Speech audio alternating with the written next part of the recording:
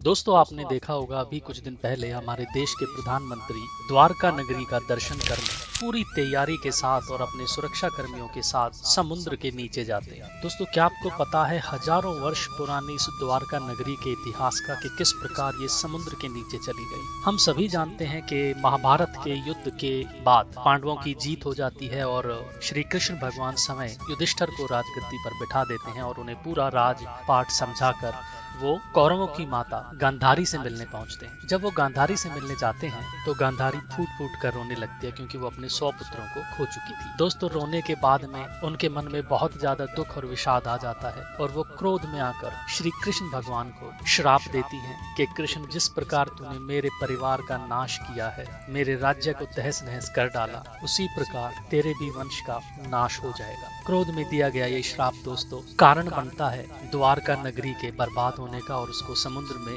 डूब जाने का। महाभारत के युद्ध तक की कथा हम सब ने पढ़ी है, सुनी है। उसके बाद क्या क्या घटनाएं होती हैं और किस प्रकार ऐसा होता है वो हम आपको आज अपने इस वीडियो में बता रहे हैं। दोस्तों श्री कृष्ण समय साक्षात भगवान थे और अगर वो चाहते तो गांधारी के श्राप को निष्फल कर सकते थे, लेकिन उन्होंने अपने मानव जन्म का मान रखते हुए गांधारी माता को प्रणाम करके वहां से चुपचाप निकल जाते हैं। इसके बाद होता क्या है कि श्री कृष्ण की नगरी में श्री कृष्ण के पुत्र थे साम, जो अपने युवा मित्रों के साथ थोड़ी हंसी ठिठोली कर रहे थे। तो उस समय द्वारका में विश्वामित्र अपने ऋषि कण्व ऋषि के साथ आते हैं। साम मजाक करने के लिए, परिहास करने के लिए इन ऋषियों को देखकर एक युक्ति अपनाते हैं और वो सारे युवक मिलकर साम को एक महिला के वेश में तैयार करते हैं और सारे मिलकर विश्वामित्र ऋषि के सामने पहुंचकर बोलते हैं कि ऋषिवर ये स्त्री गर्भवती है, बताइए इसके गर्भ से क्या उत्पन्न होगा, हम जानना चाहते हैं। दोस्तों विश्वामित्र तो क्रोधित हो ही जाते थे। वो ध्यान लगाते हैं और जब वो ध्यान लगाते हैं तो उन्हें पता चलता है कि ये तो एक युवक है, ये तो युवती है ही नहीं। इस बात से वो बहुत ज्यादा क्रोधित हो जाते हैं और गुस्से में आकर कहते हैं कि मूर्खो, तुम जैसे दुष्ट, असभ्य और क्रूर लोगों के समस्त कुल का नाश जल्द ही होने वाला है और इसके गर्भ से एक मूसल उत्पन्न होगा। मूसल एक बहुत भारी होता है दोस्तों, पत्थर का बना हुआ जिससे कुटाई की जाती है मसालों की या आटे की, इस तरीके से दानों की। तो एक मूसल इससे उत्पन्न होगा। ठीक है, इस घटना का पता श्री कृष्ण को चलता है। श्री कृष्ण समझ जाते हैं कि ये सारी घटनाएं होनी शुरू हो जाएंगी और गांधारी का श्राप फलित होगा। अगले ही दिन साम एक मूसल को उत्पन्न करते हैं। इस मूसल को राजा उग्रसेन समुद्र में फेंकवा देते हैं और साथ ही श्री कृष्ण भगवान पूरे नगर में घोषणा भी कराते हैं कि देखो सभी नगरवासी ना तो कोई मदिरा पिएगा, ना कोई व्यसन करेगा और कोई मदिरा बनाई भी नहीं जाएगी, ताकि किसी की मति भ्रष्ट ना हो, अनुचित व्यवहार ना हो और वो एक दूसरे का नाश ना कर बैठे, क्योंकि ऋषियों की वाणी तो सच होनी ही है।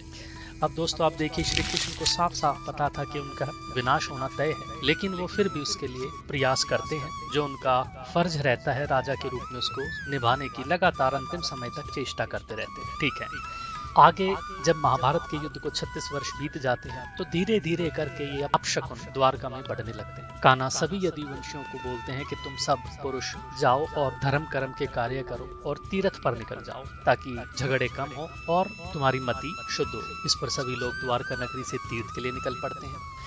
रास्ते में प्रभास नाम का एक क्षेत्र आता है जहाँ पर विश्राम के दौरान वो लोग आपस में भिड़ जाते हैं। पहले तो बहसबाजी होती है, फिर झगड़े में बदल जाती है और झगड़ा बदल जाता है मारकाट। दोस्तों इस दौरान ऋषियों का श्राप इस तरीके से फलीभूत हुआ कि सांब ने जिस मूसल को जन्म दिया था, उत्पन्न किया था, उसके प्रभाव से उस क्षेत्र में खड़ी एक एक घास लड़ाई के दौरान जो भी उखाड़ता था वो एक मूसल, भारी भरकम मूसल में परिवर्तित हो जाती थी, जिसका एक ही प्रहार व्यक्ति के प्राण लेने के लिए काफी था। अब इस युद्ध में श्री कृष्ण के पुत्र प्रद्युम्न भी मारे जाते हैं। कृष्ण को पता चलता है, वो तुरंत दौड़कर प्रभास क्षेत्र में पहुंचते हैं और अपने पुत्र और प्रियजनों को मृत देखकर श्री कृष्ण उस युद्ध में कूद पड़ते हैं। अपने समस्त लोगों का जो बच गए थे एक एक करके वध कर देते हैं। अब अंत में बचता कौन है? श्री कृष्ण भगवान, उनको लाने वाला सारथी दारुक और बलराम। अब श्री कृष्ण दारुक से कहते हैं कि तुम हस्तिनापुर में जाओ और अर्जुन को यहाँ लेकर आओ। फिर वो बलराम से कहते हैं कि आप यहीं रुकें, मैं समय पिता को इस संहार के बारे में सूचना देने द्वारका जा रहा हूँ। कान्हा ने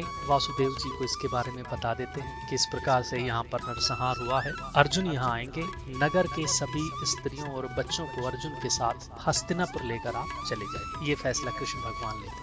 अब दोस्तों जब श्री कृष्ण वापस प्रभास क्षेत्र में आते हैं तब वो देखते हैं कि बलराम जी ध्यान अवस्था में बैठे थे। जैसे ही कान्हा पहुंचते हैं तो उनके शरीर से शेषनाग निकलते हैं, अपने असली रूप में आते हैं और वो समुद्र में चले जाते हैं। अब रह जाते हैं सिर्फ श्री कृष्ण। वो इधर उधर घूमते हैं, अपने जीवन के बारे में विचार करते हैं, अब तक गांधारी के श्राप के बारे में भी विचार करते हैं और थक कर एक पेड़ की छांव में बैठ जाते हैं विश्राम करने के लिए और धीरे धीरे लेट जाते हैं। अब श्री कृष्ण के पैर के अंगूठे में एक बहुत ही सुंदर मणि सुशोभित रहती है, जिसको एक जरा नाम का शिकारी दूर से देखता है तो ऐसा प्रतीत होता है कि ये किसी हिरण की आंख है और वो ये सोचकर बाण चला देता है। वो बाण सीधा श्री कृष्ण भगवान को लगता है। जब वो पास आकर देखता है तो देखता है कि उन्होंने किसी व्यक्ति को बाण मार के घायल कर दिया है। श्री कृष्ण उसे कुछ नहीं कहते, अभय दान देते हैं और अपनी देह का त्याग कर देते हैं। अब वहाँ दोस्तों अर्जुन ने द्वारका पहुंचकर वासुदेव जी से कहा कि वो नगर के शेष बचे सभी लोगों को हस्तिनापुर चलने की तैयारी का आदेश दें। अर्जुन स्वयं प्रभास क्षेत्र में जाते हैं, सभी यदुवंशियों का अंतिम संस्कार करते हैं।